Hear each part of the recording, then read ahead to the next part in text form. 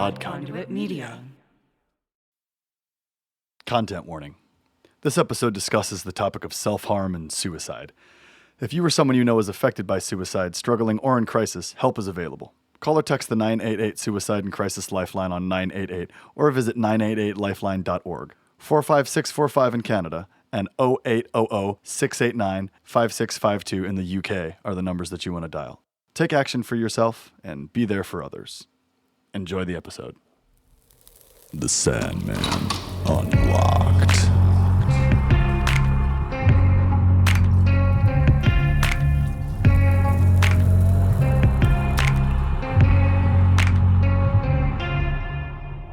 Hello, dreamers, and welcome to another episode of The Sandman Unlocked. I'm one of your co-hosts, Ben, and I'm thrilled you're joining us for our breakdown of The Sandman Episode 4, A Hope in Hell. I'm joined by my two angelic co-hosts, Ashley Mowers. Short greeting. And Sean Dodson.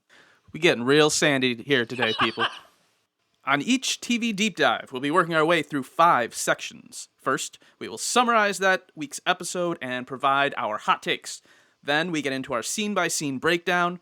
We wrap up by connecting the TV show back to comics, and then offer our final thoughts. Today, we are joined by 2 guests. This is our first guest episode, and we're so excited to have Alan Mowers and Kyle Stainbrook of the Min-Max podcast. Welcome, gentlemen. Hello. Hey. It is a pleasure to be here. Yeah, thanks for having us. Woo, welcome. Alan has been a nerd for as long as he can remember, learning MS-DOS at age 8 to play Oregon Trail and Where in the World is Carmen Sandiego. He has always been possessed by an obsession of video games, film, and Batman comics. He is co-host and producer of the Min-Max podcast, where he, Ashley, and Kyle explore the intersection of gaming, nerd culture, and theology. Professionally, he has spent the last 10 years in media production and marketing, currently serving as creative director for 3 companies in the internet marketing space.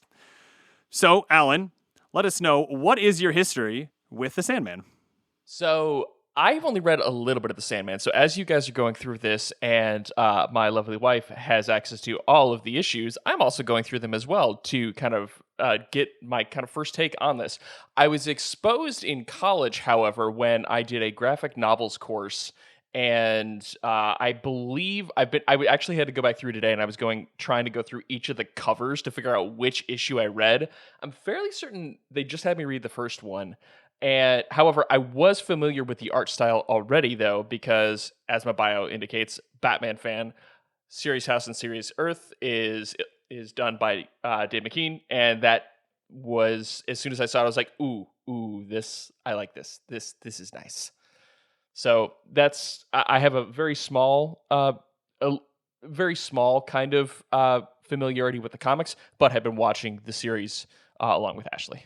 Excellent. And I dig the Arkham Asylum shout out there.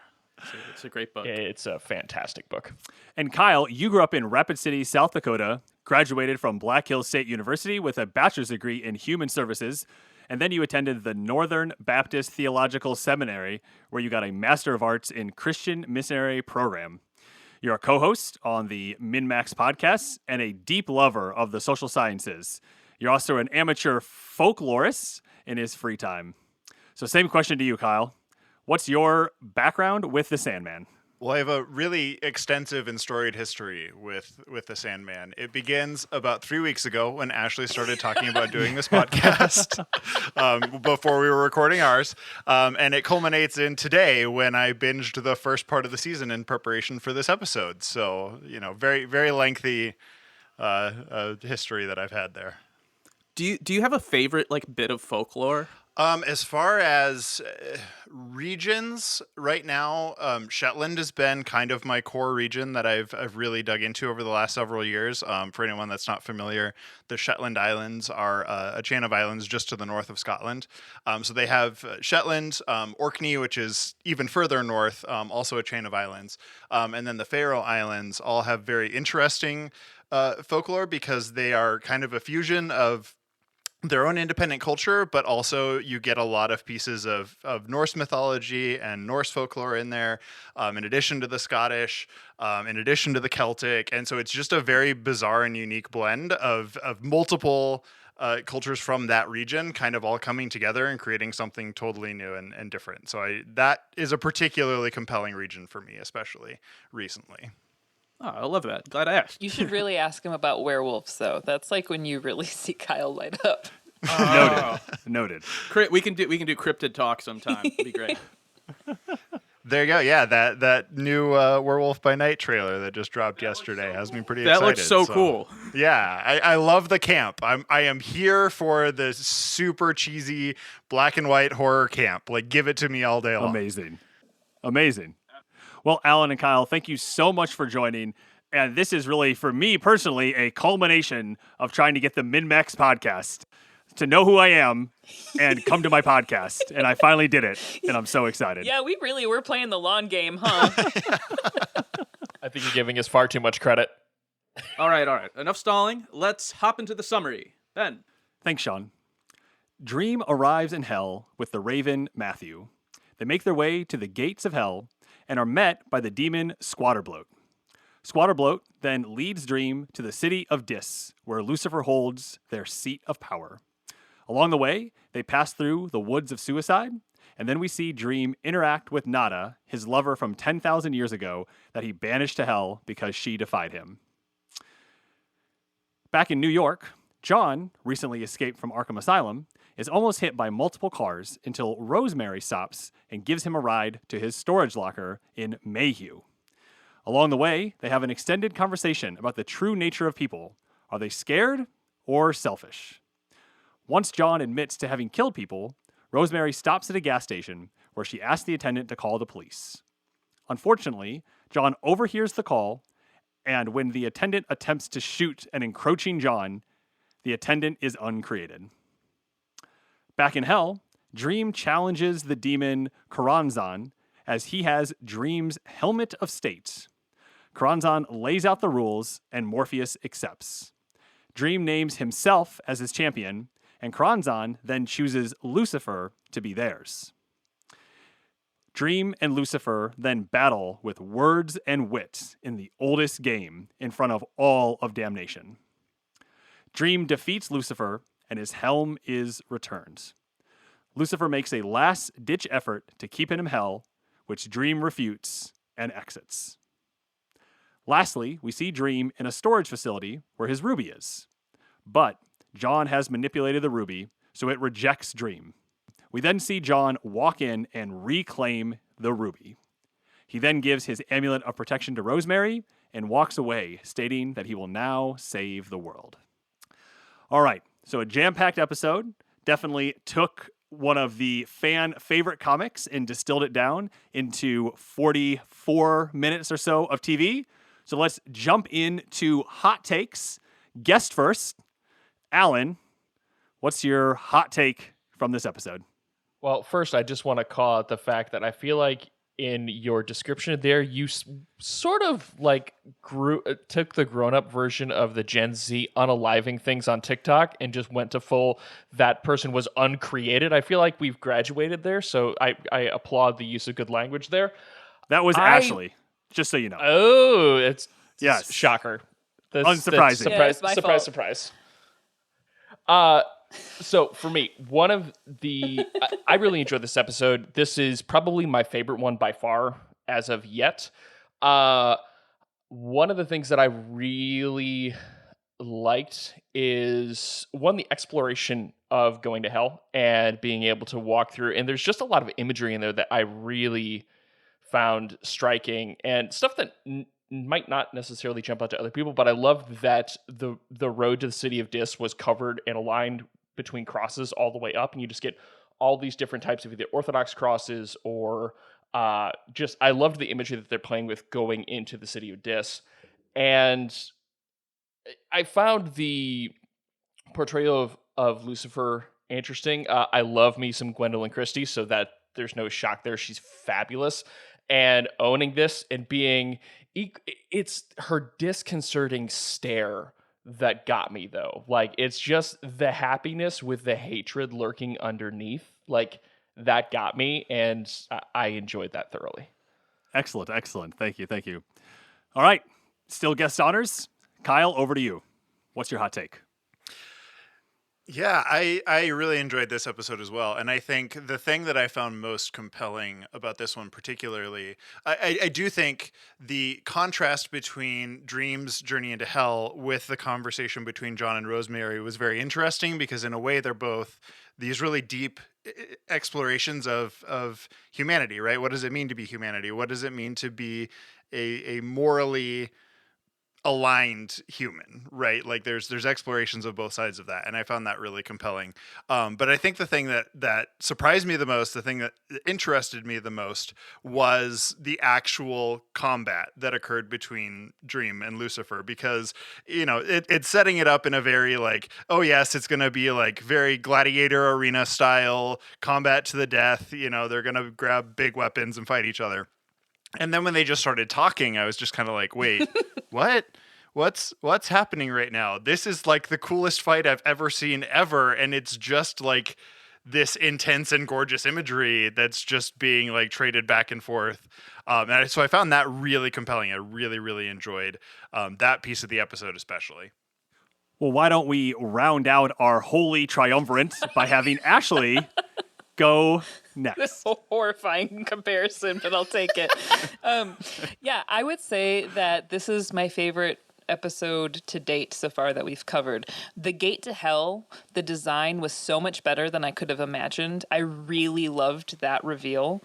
I did miss Dream just straight punching the gong. I was hoping for it. I even said, is he going to punch it? And then when he was handed very, very coolly, I will say, the actual beater for the gong, I was like, all right, that's fine. That'll do. I was also glad we finally got an explicit exchange between John D. and another character regarding what his motivations were. That was very helpful for me to have that kind of clarity.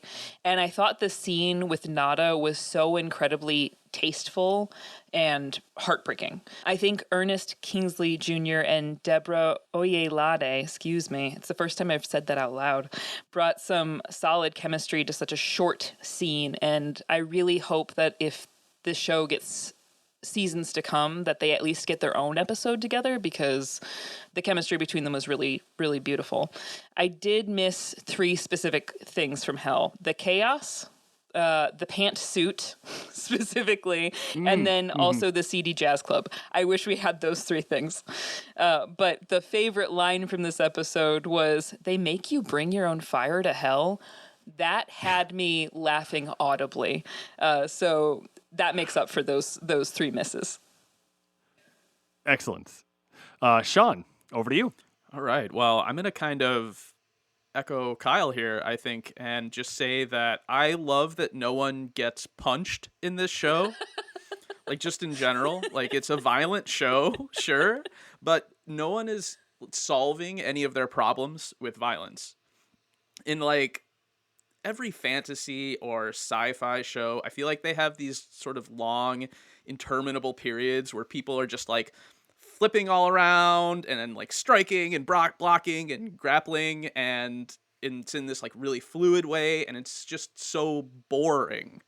I feel like a lot of these shows just have the same 2 or 3 choreographers for these fights, and they're all doing the same moves, and they're fighting in the same way, and there's the same like beats, and I think you could easily imagine a world where Sandman was made like 10, 15, 20 years ago, where the studio is like, Neil, we love you, but Morpheus needs to punch a dude at some point.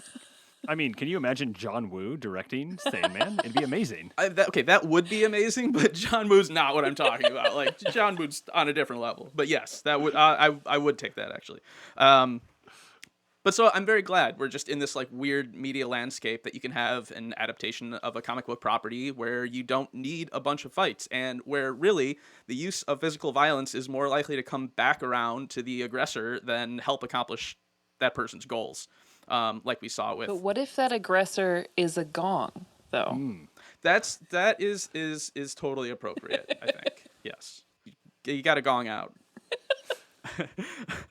Yeah. So that it was just something that was really nice to see, and it seems to be, a sort of general position of this show. Thanks, Sean. My Have the Tables Have Turned. This was my least favorite episode. Whoa! What? This is a hot take. Yeah. This is a I talkie think take. Wow, producer Pat just came back on video. He's so shocked. The primary reason, and I have been the one that has been the entire time saying, don't do this, to both Sean and Ashley, is having Lucifer be the champion. Someone needs to convince me why they had to do that for the TV show. That's obviously not what happens. And to have Dream beat Lucifer twice, once in the game and then once in the refute, it just is a bit too much because, as he stated, Lucifer is probably the second most powerful being in creation right now. And so it just seems a bit odd. I think it was a fumble to have Lucifer and Dream battle it out. Because when he beats a demon, you're like, well, maybe he can't, but he probably can. And so that's my hot take. Is that the only thing you didn't like about it, though? Yes. That was enough to tank an entire episode for Ben. I'm terrified, Sean. No, I gotta say, I can see it though, because it really does just double up on what we've already seen, which is Morpheus's victory over Lucifer. It doesn't really add that extra bit that it does in the original comic book. I mean, it's clear why they did it. I think Neil Gaiman even made it clear why they did it. It's like, we got Gwendoline Christie here. Let's get her front and center. So I can see why, but yeah, you sacrifice some of the, some of the drama from the climax of the episode, really. Yeah.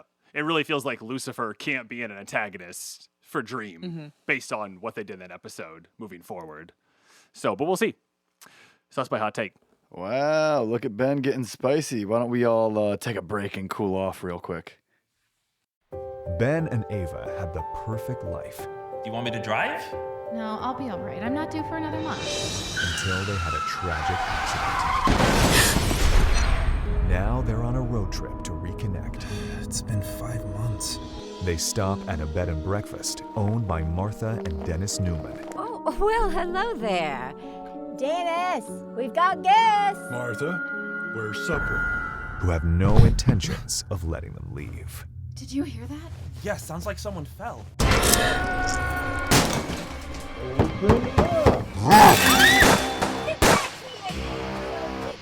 Gotcha! What do you want with us? Why are you doing this? This is about something much bigger. It's about family.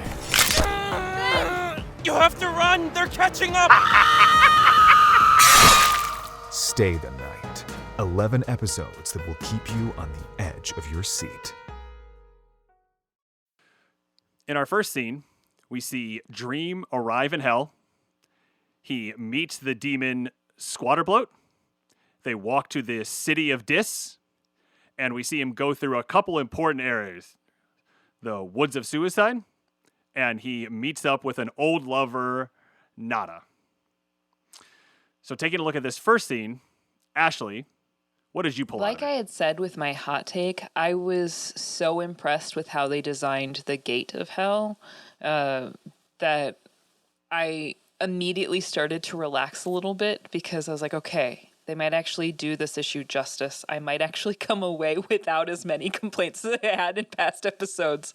So I was really thrilled with just the level of detail with these bodies sort of comprising the entire gate and or the wall surrounding the city, and the way that Dream is handed the gong mallet, as well as how he's greeted at the gate. I mean, I know we couldn't have Etrigan greet him and guide him through, so I thought it was a decent way to sort of allow for him to still have a guide that is familiar to comic book fans. I didn't think I would like this as much as I did, but I do like Matthew being there to sort of commentate and be a sort of guide for the audience just as much as Squatterbloat is a guide for Dream. So that was very, not just helpful, but amusing, especially when he says he's going to fly up and get out of there and then encounters bodies growing into the trees. I thought that was kind of amusing. So I was happy with the balance of characters within this series of introductions to hell. Kyle, how about you? I will agree with that. It just in general, Patton Oswalt as Matthew is incredible, and just the pure like humification. Humification is probably the wrong phrase to use with a crow, but that's what I got, so I'm going with it. But he forgets where he is and thinks he's just going to take flight, and then nope, just immediately coming back down to earth. Like that brought delight to me. I do have a question for the room, though. Is there a reason they're speaking in verse the entire introduction? Because the whole sequence between Squatterbloat and Dream, like they're going back and forth in verse, and I was like, I don't have context on that, but that is very, very interesting, and I find that very, I don't know if it's substantial or not, but it definitely stood out to me. Sean, do you want to give us a too long didn't listen for last episode? Yeah, so in short, this is a trope of hell and demons in DC Comics.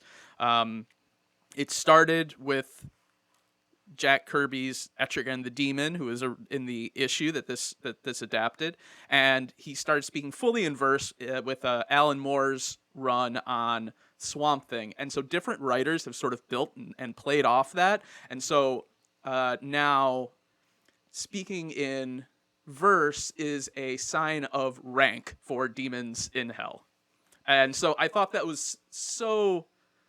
I really liked Dream's showdown with Squatterbloat, because he doesn't do this in the comic, but that little volley he launches at him and doing it in rhyme was just it was a nice moment. It's a nice little because he's totally bluffing him, right? Like he doesn't really have the power to do much of anything right now. He's just sort of relying on his reputation, basically. I thought it was very nice. Yeah, so I thought that was really interesting. The other thing that caught to me was in the sequence where we were introduced to Nada.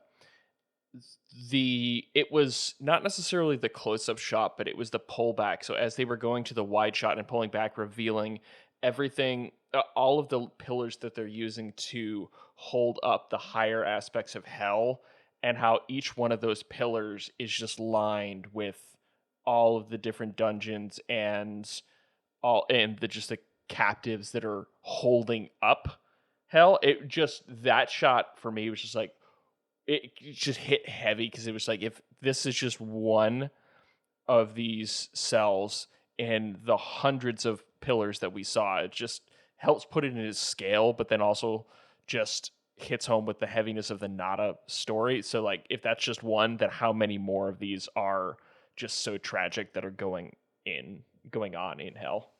Yeah, I feel like all of the all the close-ups in this episode of things in hell were so great. Like the bodies around the gate and the way they start writhing in pain when Dream hits the gong.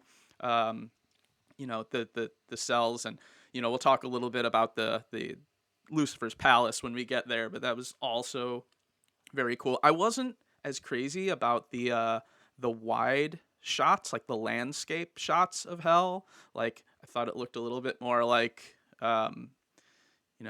like Utah or like northern Nevada, like in a drought. Well, for some people that is hell.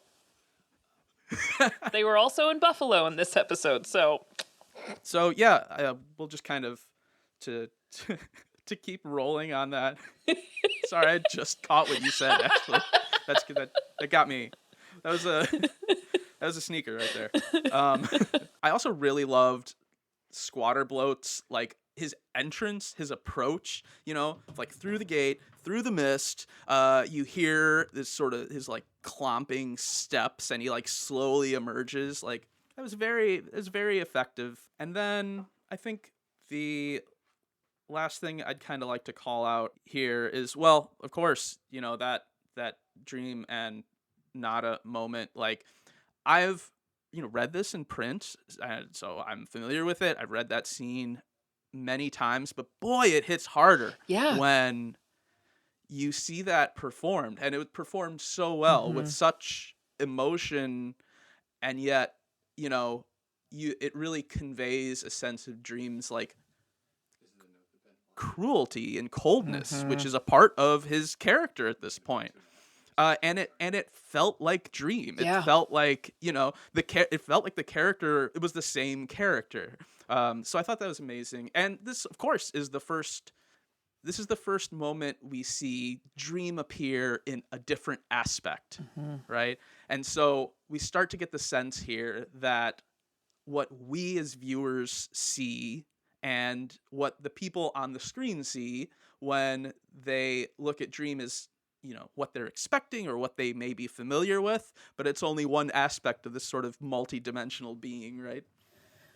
Yeah, their casting director should get some sort of award because that was so perfectly done. I was particularly nervous about how they were going to do that. And once they cut to that actor, I was like, oh, this is wonderful. They did such a good job. Pat on the back. Kyle, anything that you wanted to pull out of this first scene? Well, so I also have a question, actually.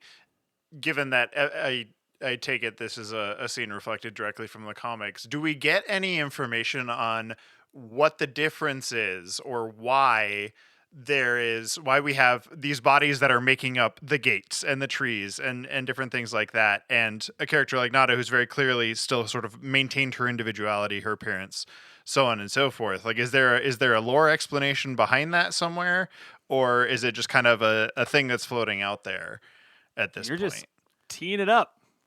Why don't we do another Too Long Didn't Listen? Ashley, what's going on with the wall in the woods? Kyle, I can't wait to introduce you to my friend Dante Alighieri from works such as The Divine Comedy.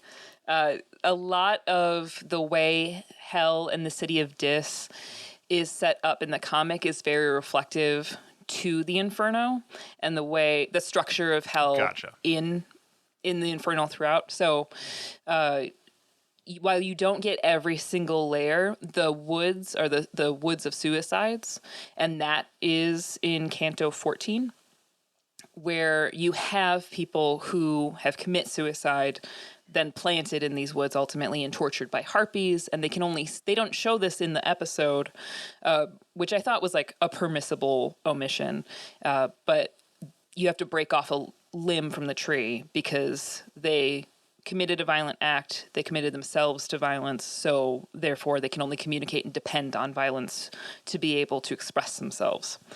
So it's a very tragic sort of inclusion, but also it's hell. Like, there's no way to be PC about hell. Right. That's why that's included. As far as the Gates of Bodies, that's not something I believe that's referenced in the Inferno specifically. I think that's just a stylistic. But in the comic books, the castle itself, you see all these bodies sort of piled up and configured in really horrific ways. So I think they just translated that to the wall around. Gotcha. Okay. And as a reminder, if you or anyone you know is affected by suicide, struggling, or in crisis, help is available. Call or text the 988 Suicide and Crisis Lifeline at 988 or visit 988lifeline.org. All right. Anybody else want to talk about something in this first scene before we move on to our next one? So just like, I generally thought Matthew's inclusion here was pretty good too, but at the point when he says, I forgot the devil used to be an angel, it's a little bit like, I mean, come on, Matthew, try to keep up. It's like, I get you're standing in for the viewer here, but we get it. Yeah, that felt a little on the nose, and especially as well when he came in later and Dream says the Morningstar, and Matthew's confused, and he's like, what? The Morningstar? I'm just like, dude, where have you been? I do have a very brief comment, though, because it's when Dream is talking about hell and talking about Lucifer, He also mentions a name, Samael, which I didn't reference last episode, because that's a name that is created in the Talmud, which is a series of contemplative writings from Rabbinic Judaism, which I haven't studied at length and just totally removed from my own research when I was preparing for last episode. So forgive me for that omission. But that's where that's coming from. It's still roughly from all of those texts together. It's just being a Christian theologian, I don't often study the Talmud. All right, well, thanks for that great first scene breakdown. So next, we're going to pivot over to John. So he has recently escaped Arkham Asylum. If you remember, he just got a coat from the Corinthian, and we seem to see him in that next very moment, and he is almost hit by a few cars as he crosses the street against the light. Never cross the street against the light. You will probably get hit by a car. That's advice from Ben. Fortunately, Rosemary shows up, gets out of her car, and offers to drive him to Mayhew, which is where his storage container is. So we are going to see them travel, have an extended conversation, and then eventually he is going to let her know that he has murdered people and has been in a psychiatric hospital for the last few decades. So we really get to dive in here and talk about this. I was really excited about the conversation that they were having and really felt like that was a thing to highlight here. So maybe we can start, Sean, with you this time. And what do you want to pull out of this scene? Well, first of all, it's very lucky for Rosemary that she is the best person who has ever lived in the history of the world. I feel like if she hadn't been so completely immaculate, she would have been in big trouble. But I mean, like, who almost hits a pedestrian who's crossing against the light and then apologizes for it and doesn't just like start screaming like frightened, concerned profanities, you know? But I really did love this first section of them driving around and talking. I thought it was really wonderfully composed. I loved the low angle shot of John in the back of the car, like lit by the streetlights and the traffic and the rain. It's just a nicely composed scene. I really loved David Thewlis's performance so much when he's like, "She wasn't a very good person, I'm afraid." You know, there's that sort of like creepy like Vincent Price weirdness that we didn't get from Kane in episode 2, but that we are getting here, and I'm all in. Unsurprisingly, Sean in for the creepiness. Yes, always in for the creepiness.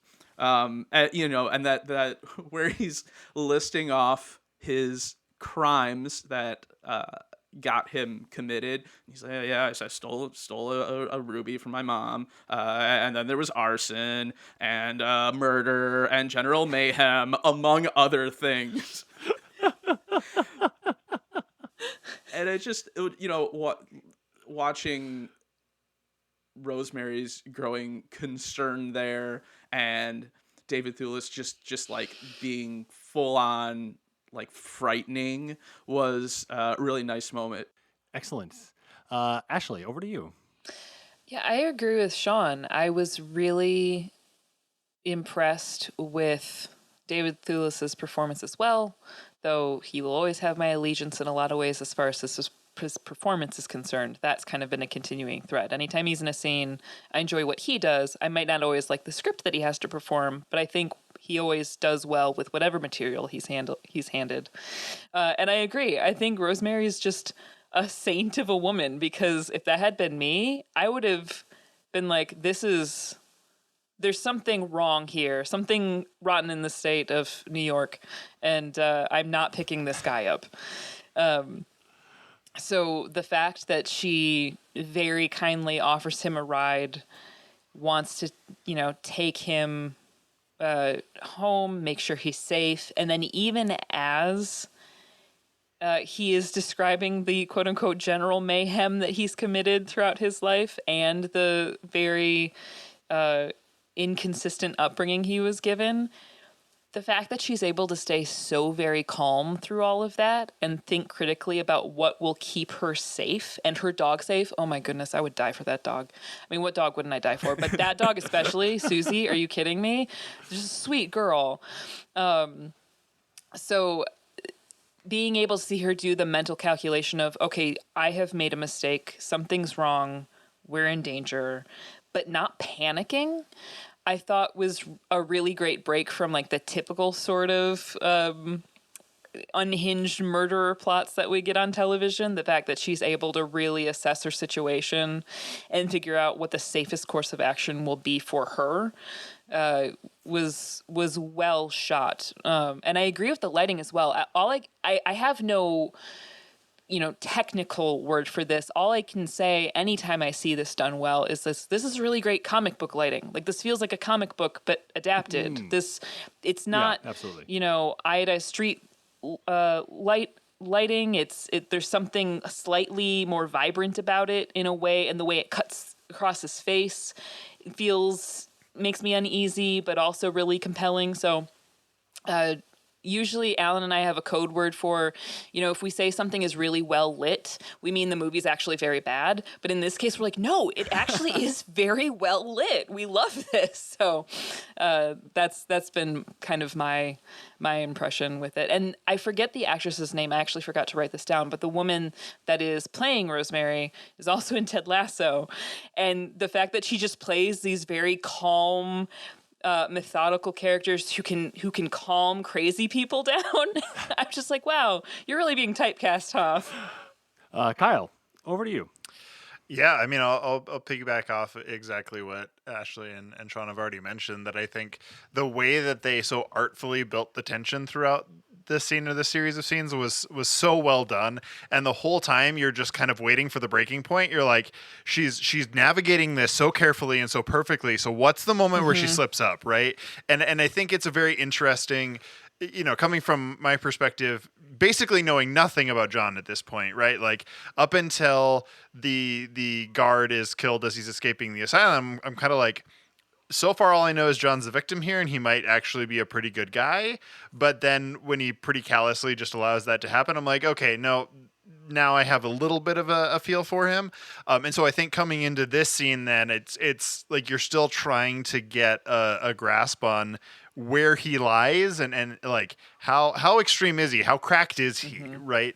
And so I really appreciate them building the tension throughout this scene, and you're just waiting for that breaking point, right? You're just waiting for that moment. And as they have this kind of careful back and forth in this conversation, and going into the gas station and everything, there's just this constant tension where you're just waiting for it to break, right? You just know something's going to slip and something horrible is going to happen. So I really love the way they carried that through, and I think it was executed just excellently. Well, and one of the interesting commentaries we get here, so far, everyone that has interacted with John has either pulled out a gun on him and been uncreated, or gave him a coat, or what Rosemary has done, which is de-escalate. Yes. Right? Every time tension goes up, she finds a way to de-escalate. And tension continued to increase, but she would continually flatten the curve back down. Yeah. And that's a really good point. Just thinking of where we are today and thinking about what is the first thing you do, right? Do you de-escalate? Do you pull out a gun and try and shoot somebody? And what are the ramifications of that? So... Yeah, it is like I was saying, it's a different approach to the idea of violence and the utility of violence, which I think is a really nice thing to have on TV. Yeah. That's why it was helpful that Dream doesn't punch Squatterbloat at the beginning, because it continues the nonviolent piece of this all. And I thought about that. It was always a tonally weird moment in the book. It always felt so for listeners who maybe haven't read it, or for anyone who doesn't remember it, in issue 4 of the comic book series, when Squatterbloat is like, oh, where's your Ruby, kind of like, punking him, Dream sort of grabs this weird, gross, like, waddle that the comic book character has and just like tosses him. And he like bowls him like a bowling ball. Yeah, he like flips him like a bowling ball. Yeah. And it was sort of like Neil Gaiman was like trying this out. Like, is this in character? And then he decides like, no, let's just not do that again. Because I don't think there's any other moments where Dream is like physically aggressive throughout the entire series, really. Absolutely. And then, Alan, why don't you bring us home on this scene? So I will definitely piggyback on what you guys have already been saying, in that Sarah Niles, who plays Rosemary, the second she opens her mouth and it's not a British accent, I realized I was not in Ted Lasso anymore, which means this could go very, very, very badly very quickly. I adore Ted Lasso, and I agree that her character of de-escalation, even to point out the fact that even when she tries to get help, it's not her that does it. She asks for help and asks for someone else to call 911. So not being the factor that is continuing to escalate the situation. She is asking for the help, but she's like outsourcing the escalation part of it to a different person. So it's interesting that that particular choice. I also agree with the car sequences, having shot several of them myself, are notoriously hard to get right. And the angles are weird because of the way you have to shoot inside of cars. And everything about that was excellent. And I love the light and dark side that you get on John. Like, you get him like crossed, like hatch lit in the side, but it's also equally balanced in a bit of an off-kilter way. Like, it's not a straight 50-50 straight up and down the nose line. They almost intentionally are visually putting you off kilter because the light is slanting through him. And so the dark side, he's got more light than dark, but the dark is so prevalently there. And what's also so interesting is even though like John has done these horrible things, he's sitting right next to Susie, who is a Rottweiler and it's a dog, and typically dogs can sense bad people, and Susie is not reacting. She's treating him like a normal human. So like you're getting conflicting messages. You're getting conflicting both visuals of you, like there's a lot of light. Like clearly he's in the light. He can see who he is, but the longer you go, the more in the dark he kind of goes. And yet in the midst of this, there's Susie, who is just delightful and just the best girl. And wants to, but is not feeling threatened whatsoever. And I thought that tension was interesting. Well, because they could have picked any dog breed they wanted. Any dog breed in the entire world you could have put in that car. And they chose a Rottweiler for a reason, because especially American audiences or Western audience, they're going to take the image of the Rottweiler and put that aggressive behavior into it. So when you just see Susie just smiling and panting, you're like, it really must not be that bad of a guy. I don't know. I'm going to give Susie the L on this one, I think, because like there's definitely like the protective amulet that John has was given by like a demon from hell. Like you would think, like, Susie, come on, pick up on that. Like that's, you know, put that snout to work. But if Susie had done anything, then she would have been uncreated, and I would have been devastated. So I think they made that choice probably personally just for my benefit. But if Susie had been uncreated, I would have protested harshly on Twitter. We can't go through another Jessamy situation here. No, I can't. I can't take it. So Sean, are we supposed to follow the flames? Are we supposed to follow those people over there? Is that where we're going next? I think that's the next stop. Yeah, that's the next stop, right? Yeah, definitely follow those people. What they're up to. All right, let's go see what they're up to. All right, we'll be right back, everybody.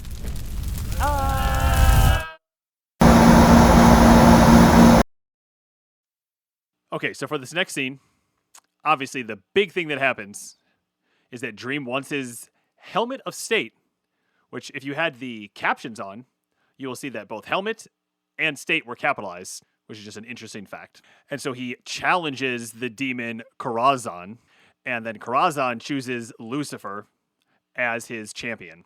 Dream and Lucifer battle in the oldest game. Dream wins, gets his mask back, and leaves hell. So let's start with Kyle as someone who has recently experienced the Sandman, how'd you feel about this? So, as I mentioned in my hot take, this was definitely the highlight of the episode for me. I really loved this scene because it was so unexpected. And I think, despite, I totally hear what you were talking about in terms of him fighting Lucifer felt off and it being weird that he could defeat Lucifer not just once, but twice. I totally see your point there.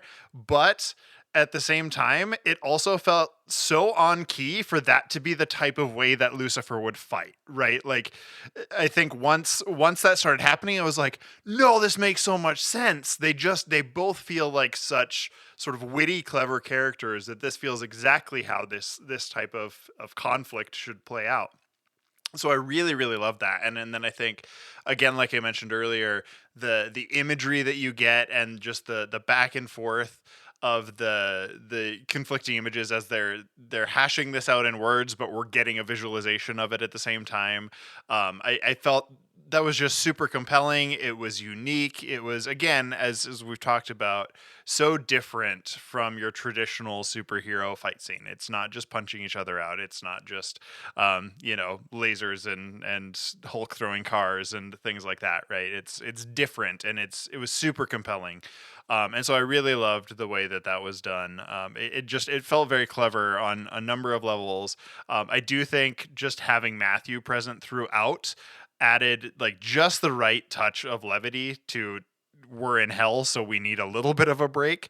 I think he was just kind of the perfect touch throughout, and kind of having him there as a companion for Dream as he's going through this conflict and reminding him like, no, we're not at the end yet. There's more here. You need to, be kind of processing through this. And so I think that was really interesting. I don't know how that lines up in comparison to the comics, but I found it very interesting and compelling that we had Matthew there as well as kind of a pseudo guide in this conflict for Dream. Yeah, it's the whole scene is pretty close to the comic, with the exception of Matthew being included there. But so if there's one thing that maybe didn't ring right for me in this episode, I don't really feel like Matthew's like pep talk added a lot. I wasn't crazy about it. I understand that you need to draw out that moment a little bit, that moment before, Dream gets back up and like delivers the knockout. But it just,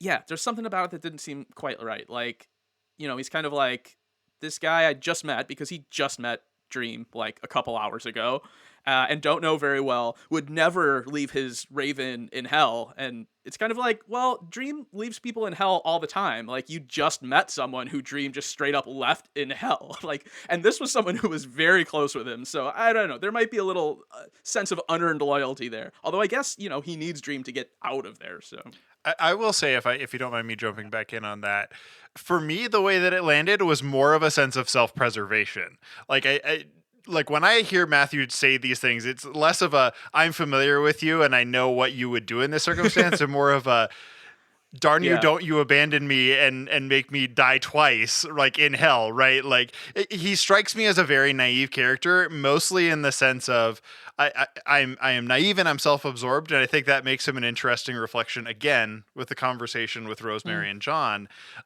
because he's playing out that selfish side is the way that I perceived it anyway. Yeah, that's true. But then so again, I did kind of find that the option to leave. interesting. Like Dream tried to send him away there, and then he chose not to. That's true. That's true. It's a tough moment. I don't know. That's a good point. But I can see why it's there. Ashley? Yeah, well, first when we enter the sort of quote unquote throne room of Lucifer, I was really sort of highly anticipating this big reveal of Lucifer themselves, and I thought that hair and makeup did a really great job of sort of characterizing Lucifer. I was just as soon as they scanned down, I saw it was like a robe dress type thing. I was like, dang it, I wanted pants with pockets. So that was a bit of a bummer. But overall, I thought, like, even as the doors opened and blood was gushing out, I was like, this is like gross. This is good. I like this. Something that I kind of wish that they had done is instead of going from the back of the hordes of hell and then moving forward back to the balcony. I wish they had started from the balcony and then panned up like in the distance just to get the full scope of how many demons, Dream was going to be up against in that case. And then upon summoning the holder of his helm in that moment, I wish we had gotten that comic book scene of, instead of him going back in and then being like, oh, you gave up, and then he just summons them right in front of him. I wish then, again, to communicate the scope and the depth of these hordes of hell, that we'd see the sand like zoom out and pinpoint all the way in the back, maybe a cowardly demon that's all the way back there, and you have to zoom in. I thought that would have been just a little more dynamic in that case. It just felt a little anticlimactic, that reveal. It was an opportunity for a Michael Bay drone shot. Yes, and if we could have gotten like a Morningstar flare, that would have been perfect. Oh, yeah. And so that was a slight letdown. I was also a little bummed that Karanzan didn't have two mouths. I was really looking forward to that. He's definitely missing a mouth. Yeah, that little bit of weirdness. And despite the fact that we're not, transported suddenly into a zoot suit wearing nightclub, which I can personally let go for the sake of the audience that's new to this world that we're creating. I wasn't a huge fan of the weird sort of Hunger Games like uniforms they were given when they were fighting for the oldest game. I mean, it was kind of corny, but I absolutely loved that. They're like, it's like, oh, we're gonna do battle now. We better get in our Matrix clothes. Oh, sure. Yeah. No, I don't mind corny. I don't mind corny at all. But when you get this sort of like dystopian costuming in a way as if we are fighting for our lives in the US as opposed to in hell, I was just looking for something a little weirder in this case, as opposed to we're wearing pleather. So I just wish we had something a little more indicative of their specific characters.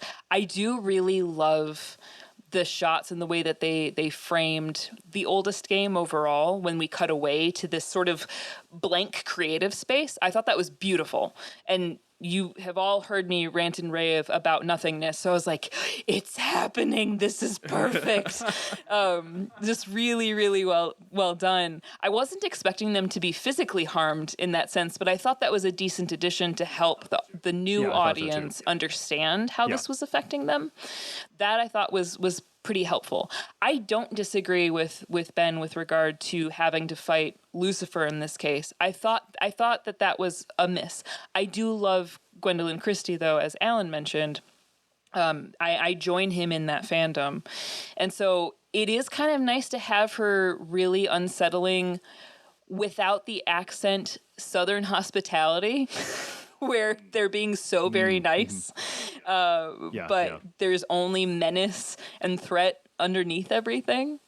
And so then their line delivery with regard to that contrast between Dream's creations, imaginative creations, and then what they choose to quote unquote create for the oldest game, I thought that was well delivered. The thing that actually got to me first before kind of being disappointed that Lucifer was the champion was Matthew's sort of pep talk, like Sean had mentioned. That had struck me because I was like, this is not, Dream's supposed to figure this out on his own. He doesn't need you to figure it out for him. You know nothing. You barely understand how to be a crow. So like, how do you get to suddenly win this for him? But at the same time, now thinking about it, in maybe a sense of panic and self-preservation, maybe of putting too many chips on the winning bet for Dream, realizing, shoot, this is all we got. I've got to try something. Suddenly, now talking about it feels a little 2 against 1, and that was the only way that Dream could have won, is if he had to finally depend on his Raven.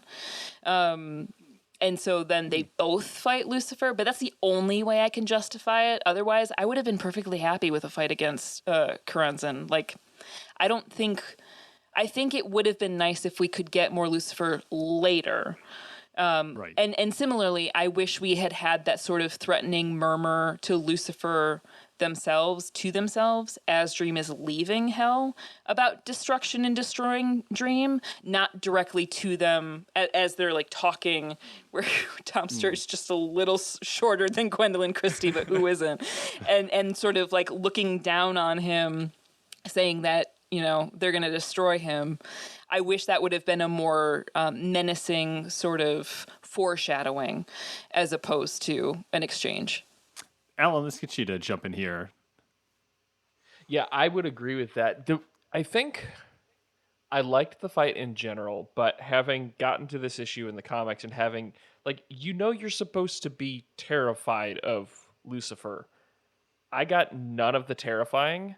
What I did get, and this might be my baggage being the youngest sibling, so I will tote that right here.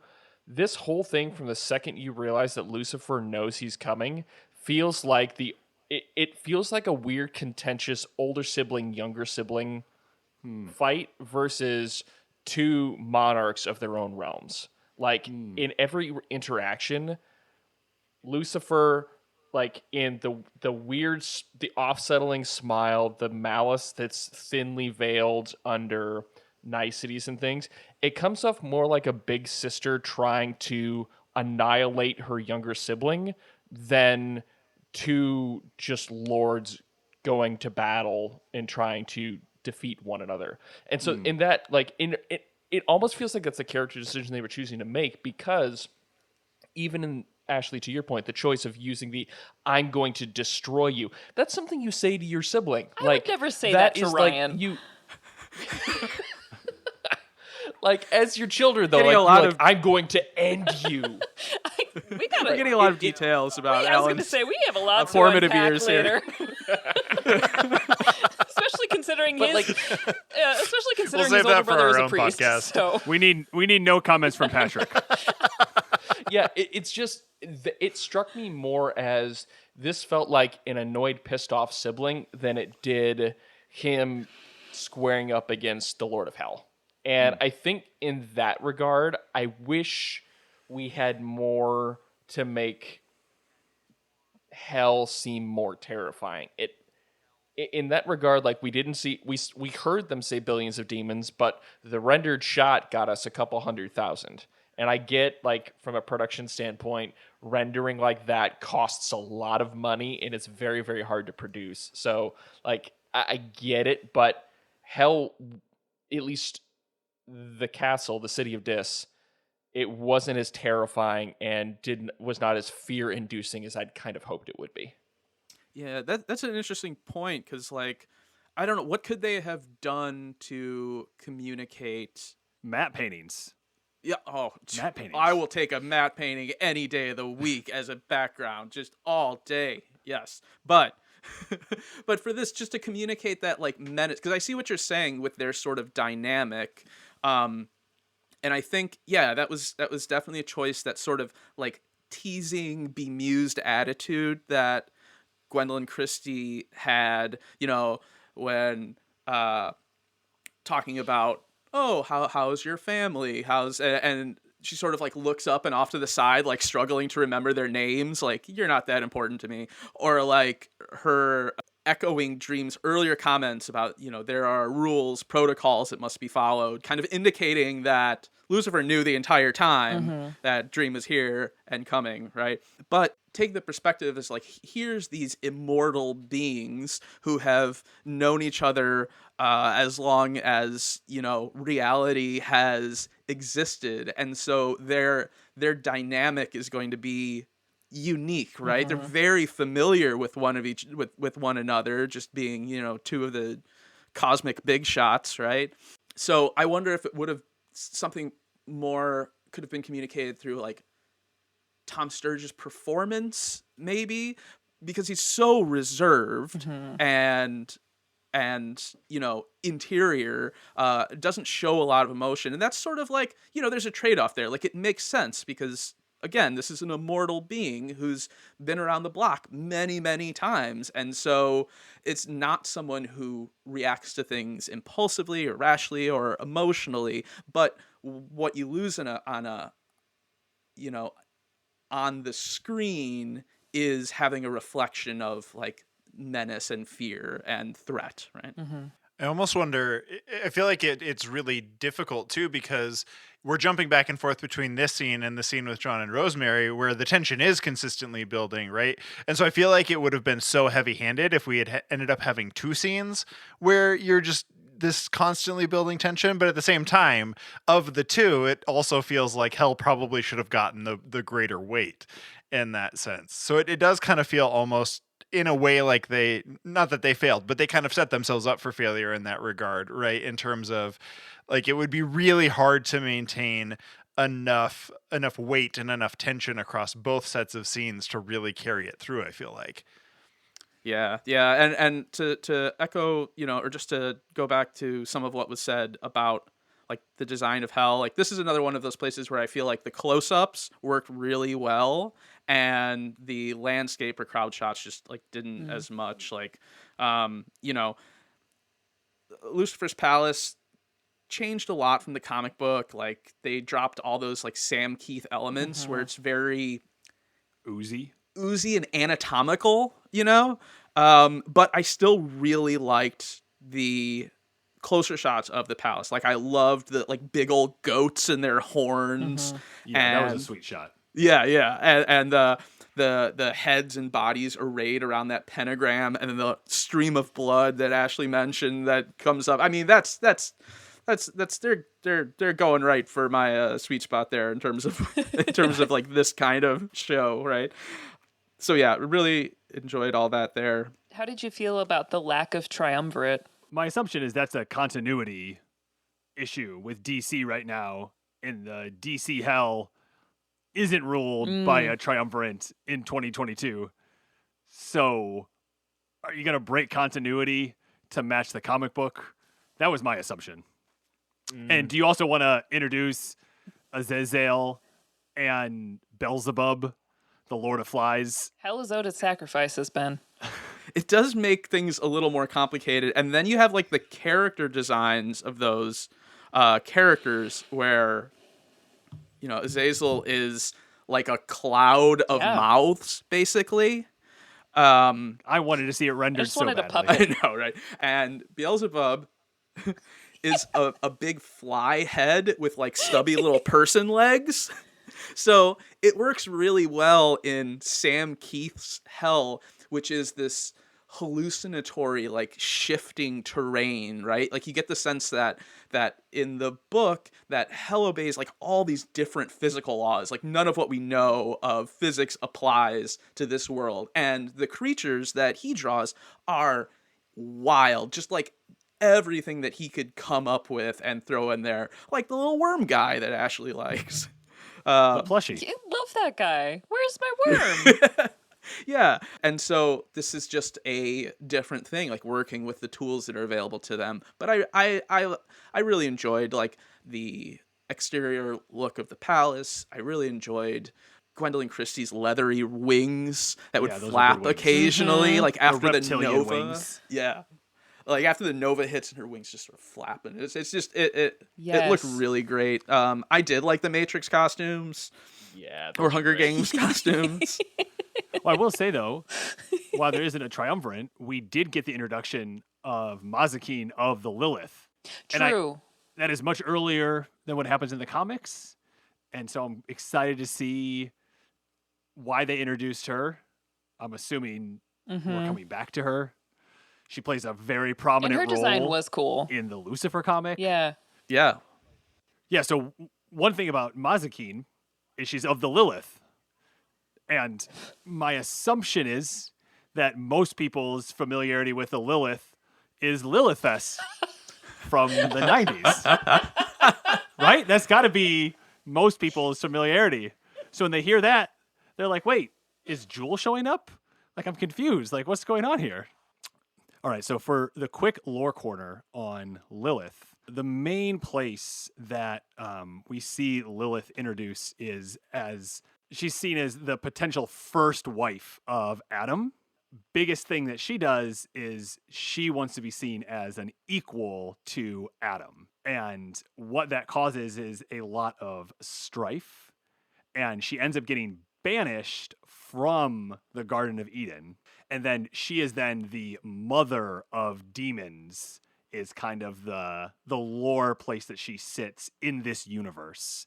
And so the children of Lilith are essentially the, proto-demons that are eventually going to become full demons and end up in hell, but the children of Lilith stay separate from hell and feel like they deserve a place of their own in creation and not one where they are ruled by either heaven or hell because of who their mother is and where they feel like they should have their own place in creation.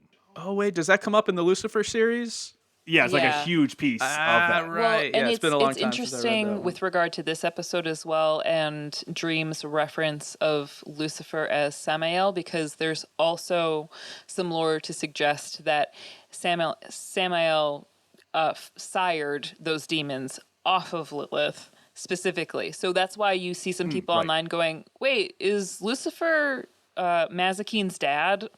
We're confused because they're pulling Talmudic references and going, how are they using this lore? Which parts of it are they plugging in here? So Mazikeen's one of my favorite characters. I'm really excited to see if they take a more prominent role in this series. Yeah, and the spoiler alert, definitely not Lucifer's child in this world. Like, there's a serious makeout scene later on. Yeah, good one. Because like half her face is missing, so it's great. It's gross. It's really gross. It's so really cool. gross. All right, let's shift over to our final scene. Dream, with his mask and sand, now needs to get his ruby. Once he puts his mask on, he says, I can see my ruby.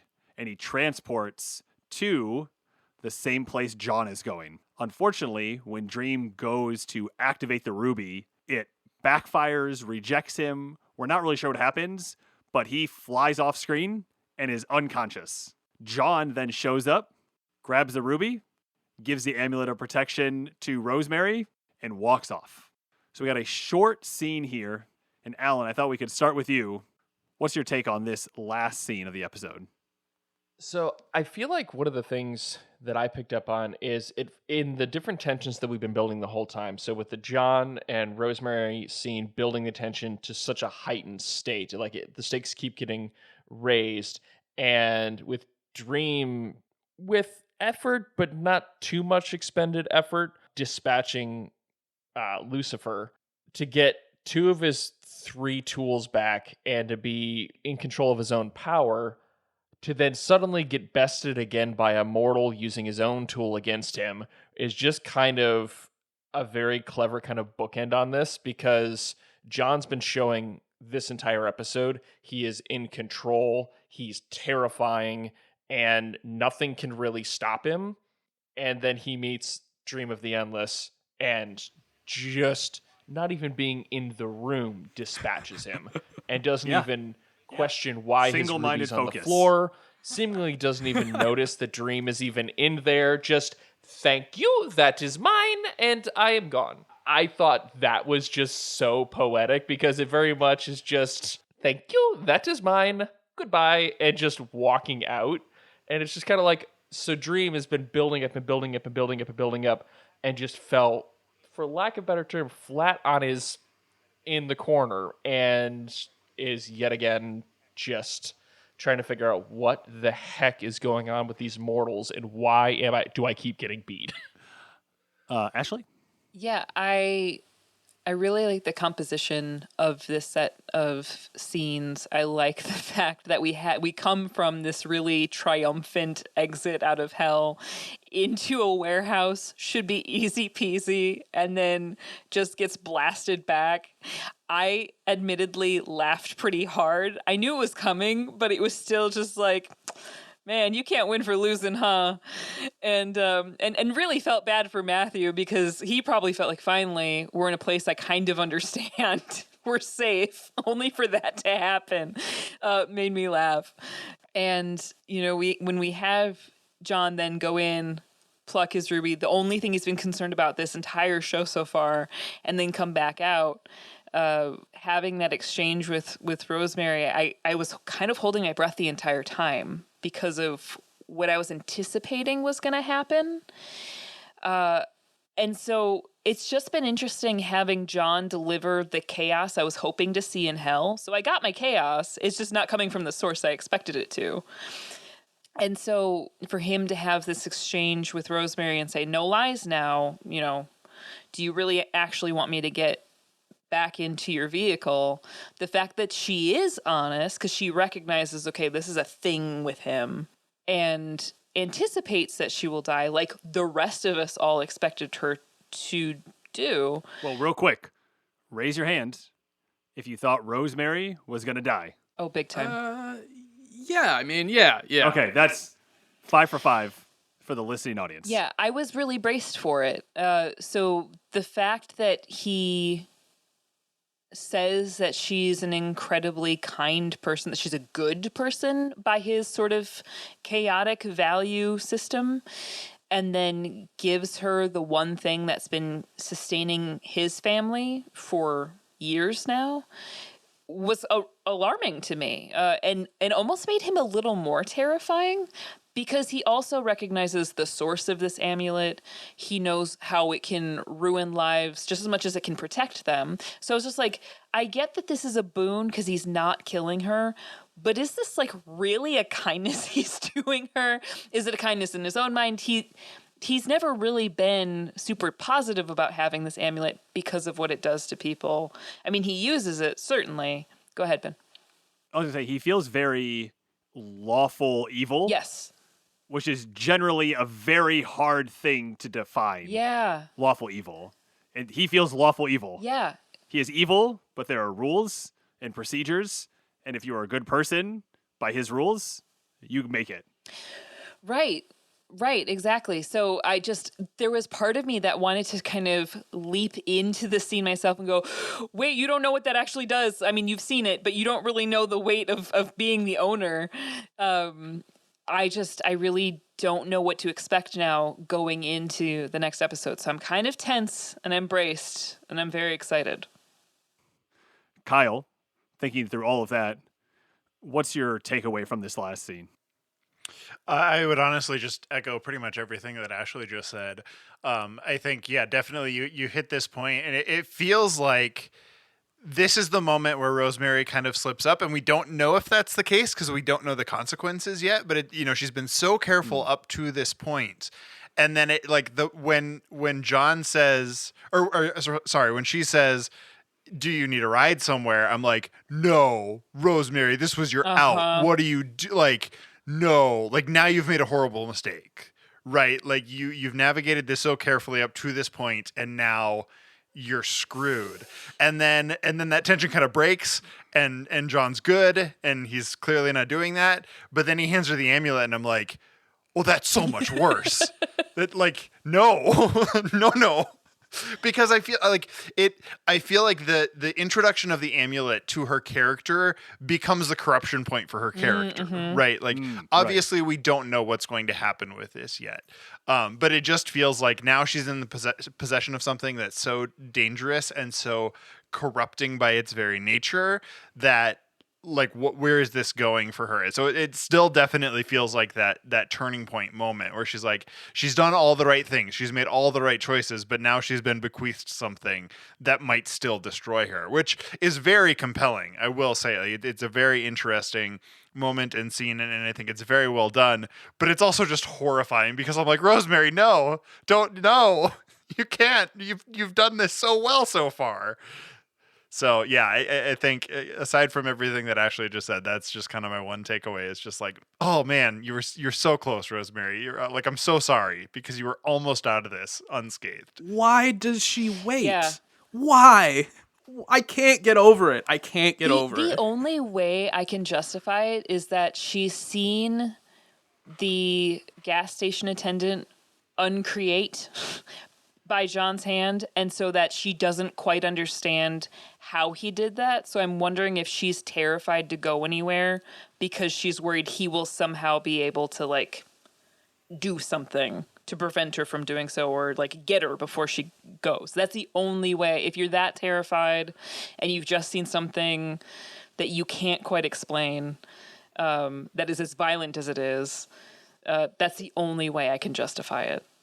I could see from her perspective in that moment, like that being an act of defiance could be the one thing that does end her, right? Like I think from her perspective and how carefully she's navigated it up to this point, I think for her it would make sense that for her the logic would be, okay, but if I defy him now, who knows what other powers he might possess to come and take his vengeance on me, because he's clearly not the most stable person.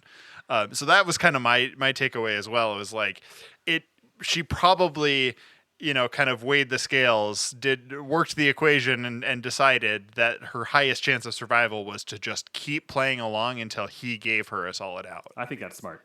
Yeah. Or alternately, could she feel some sense of responsibility now, some sort of fear of getting someone else involved? Like, we talked about her outsourcing the escalation to the gas station attendant earlier. That guy would still be created if it weren't for Rosemary going for help. So maybe she feels like she could keep more chaos from happening if she's around. I also just wanted to call out what I thought was the funniest line in the episode when Dream triumphantly puts his helm on and Matthew's like, "Can you even seen that thing?" It's like such a dick comment. Like, he's been doing this for a long time, but he's like, "Yeah, it's not that impressive." I would have loved it if Matthew had been like, you look like an idiot, right? What is one of those places where Matthew just has no idea what Dream is, who Dream is. The fact that Dream just happens to have eyes, he does not see using his eyes, is my take. Yeah, but the eyes of the mask, like glowing red, look so they're cool. so offset as well. I would probably have the same question because they're like out to here. Yeah, they're metaphorical eyes there, But I like in general how useful Dream's tools are in the series. So again, for those who haven't read the book, he gets his items back. He's on his quest to get his items back, but throughout the remainder of the series, we don't see too much of those items. But here, you have a really good sense of why those things are powerful and why they're useful to him to travel, to see, etc. To create sort of the raw stuff of Dreams, right, with the ruby. I appreciated that. Hey, Hun, you there? Yeah, dear, what you need? Oh yeah, we're going for our trip tomorrow. And I was wondering if you filled up the gas tank already. Oh, you know what? I completely forgot. We should probably head out to Buc-ee's. Yeah, over there on Route 7, right? Yeah, weird donut shape in the front. Smiling always creeps me out. Weird sense of foreboding at that place. Yeah, should we go in the morning or should we go right now? I'd go right now. I know it looks a little creepy and drizzling, but I'd just rather get this out of the way. Ben and Ava had the perfect life. Do you want me to drive? No, I'll be all right. I'm not due for another month. Until they had a tragic accident. Now they're on a road trip to reconnect. It's been 5 months. They stop at a bed and breakfast owned by Martha and Dennis Newman. Oh, well, hello there. Dennis, we've got guests. Martha, where's supper? Who have no intentions of letting them leave. Did you hear that? Yeah, sounds like someone fell.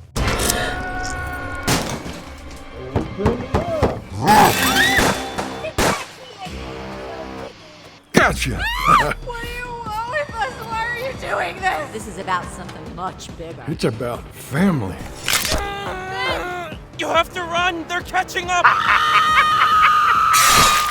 Stay the night. 11 episodes that will keep you on the edge of your seat. All right, Kyle, what is your final thought on this episode?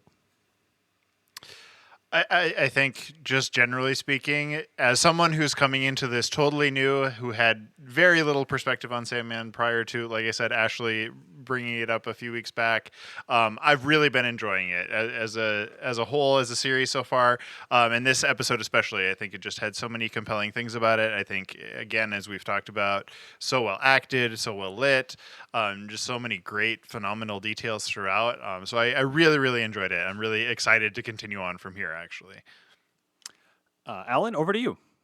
I know for me, I'm excited to see where we're going. And looking ahead, I know where we're going for episode 5 and issue 5.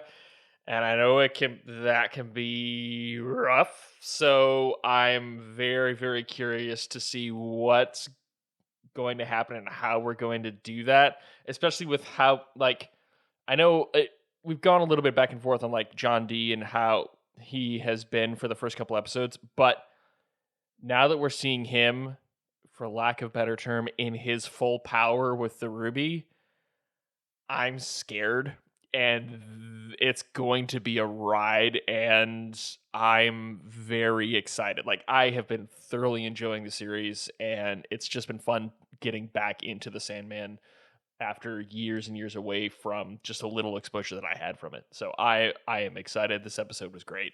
Excellent. Ashley? I really appreciated how well they blended the issues of Hope and Hell and Passengers together and created this sort of reflection of hell, both in the sort of folkloric sense as well as how hell manifests in reality, between that exchange with John D. and Rosemary. That was definitely her personal hell, to recognize what kind of danger she was in. And so then to see hope manifest itself in two different places in ways that we don't expect, in the oldest game, in the actual manifestation of hell as a place, as a concept, and then in Buffalo, New York, in the car, both for Rosemary and survival, but also for hope for John D. in a place that he didn't expect, experiencing mother-like love from somebody who's very not his mother, from a complete stranger, I thought was really beautifully scripted. So I'm enthusiastic about the dialogue that we had written for this episode in particular, and I am cautiously optimistic for the next episode. And Sean? Well, I just want to express solidarity with Rosemary, because I can also be a bit of a nervous eater. So when she was in the gas station and grabbed an entire box of Twinkies and a box of Cheez-Its and several smaller bags of pretzels, I was like, I feel you, girl. It's a stressful situation.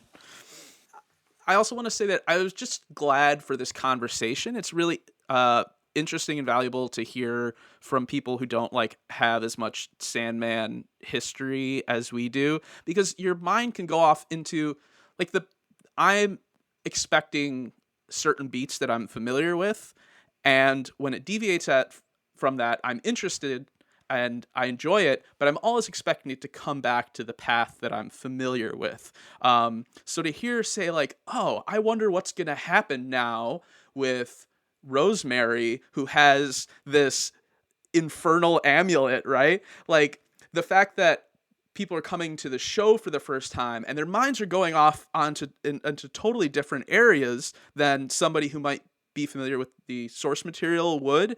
I think that's a really nice thing, the way it provokes the imagination, right? That's the strength of Sandman. That's what's so cool about this series of comics, and that's why I fell in love with it as a kid, and that the adaptation now can do that same thing in remarkable new ways is very nice to see. Thanks so much, everybody. So y'all seem to really enjoy this episode. Clearly, I wasn't happy with their decision to have Dream battle Lucifer, but Gwendoline Christie is phenomenal in this role, and I really hope we get to see a lot more of her.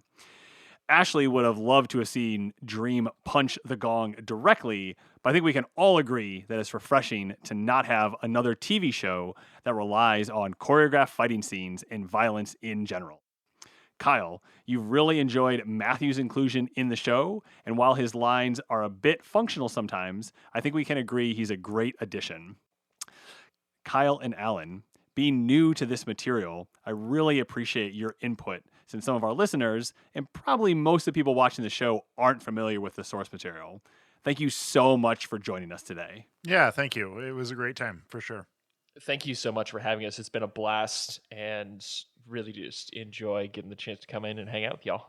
And can you let us know and our listeners where they can follow and listen to you? Well, this is an Alan thing. 100% this is Alan's job. He's got to do the podcast chores. I was going to say, do you want me to take the podcast chores? Okay, so you can find us. We host the MinMax podcast, MinMax Pod on all the socials, minmaxpod.com. You can search MinMax. I will say, do the MIN/MAX pod. There is someone who's tried to sneak in on our domains and ended up doing double N. So just, you're looking for a blue and purple logo with a white background. So yeah, MinMax Pod on all the socials. I'm at Alan H. Mowers on Twitter. Kyle's at Stainbrook Kyle. Y'all know where Ashley lives on Twitter. That's where you can find us.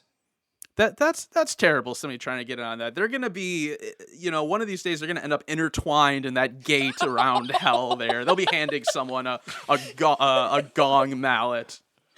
Well, from the gates of hell to the street light pouring through the car windows, this episode was visually striking, and once again, we had strong performances from the actors. I look forward to seeing where Netflix goes with the next episode. Thanks for listening to this episode of The Sandman Unlocked. And remember, never trust the storyteller, only trust the story. Thanks for tuning in to The Sandman Unlocked, an Odd Conduit Media production. You can follow us on Twitter and Instagram at Sandman Unlocked. Join us on Discord as well. Thanks to our show producer, Patrick Childers, and to Lieutenant Headtrip for our theme and incidental music. If you'd like to support us directly, head over to our Patreon. You can follow Ashley on Twitter at DEEDEE_K and on Instagram and TikTok at Ashley Mowers. Find Sean on Twitter at Lon Dogson and find Headtrip everywhere at LT Headtrip. You can get all of this info and more in the show notes. Make sure to follow and subscribe and review us wherever you listen. Until next time, and remember, never trust the storyteller, only trust the story. Thanks again for listening. On this episode, we discussed the topic of self-harm and suicide. Now, if you or someone you know is affected by suicide, struggling, or in crisis, help is available. Call or text the 988 Suicide and Crisis Lifeline on 988 or visit 988lifeline.org. In Canada, you can dial 45645, and in the UK, 0800 689 5652. Take action for yourself and be there for others.